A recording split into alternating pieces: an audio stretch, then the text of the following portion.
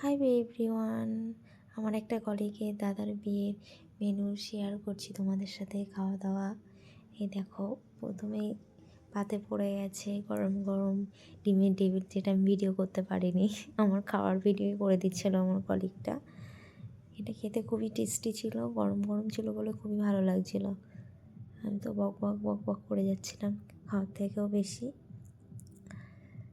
ডিমের টেবিল খেতে খেতেই স্যালাডও পড়ে গেছিলো।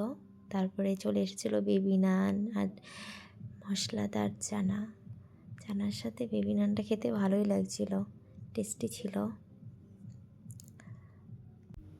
দেখো, চানার গ্রেভিটা খুবই স্পাইসি হয়েছিল। এটা আমি খেতে খেতে খুবই বক বক বক বক করি, কিন্তু খুবই টেস্টি হয়েছিল। বেবি নানের সঙ্গে চানা মশলাটা খুবই সুন্দর যাচ্ছিলো। আমি ওয়েট করছিলাম দ্বিতীয় মেনুর জন্য। বলতে বলতে গরম গরম ভাত, সাথে কুড়মুড়ে আলু ভাজা আর ভেজ ডাল পড়লো। তোমাদের কাদের কাদের এরকম ডাল ভাত খেতে ভালো লাগে জানিও। এই যে লেবু না দিয়ে তো ডাল খেতে একদমই ভালো লাগবে না। ব্যাস, লেবু দিয়ে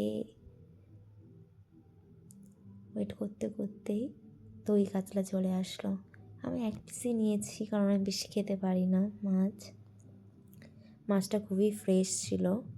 দই কাতলাটা দারুণ হয়েছিল,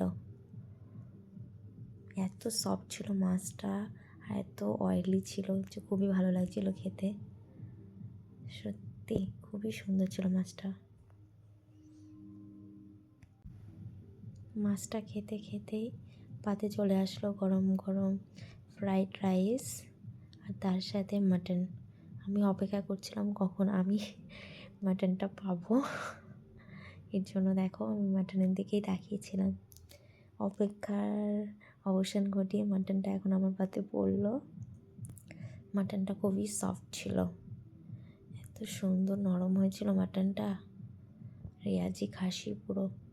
খুব সুন্দর লাগছিল ঝাল ঝাল মাটন আর সাথে মিষ্টি মিষ্টি ফ্রাইড রাইস খেতে। আমার মুখের এক্সপ্রেশন দেখে হয়তো তোমরা বুঝতে পারছো, সত্যি অনেক সুন্দর ছিল।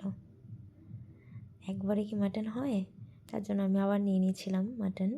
সত্যি মাটনটা খাওয়ার পরে আমের চাটনি চলে আসলো, সাথে পাঁপড় ছিল, সন্দেশ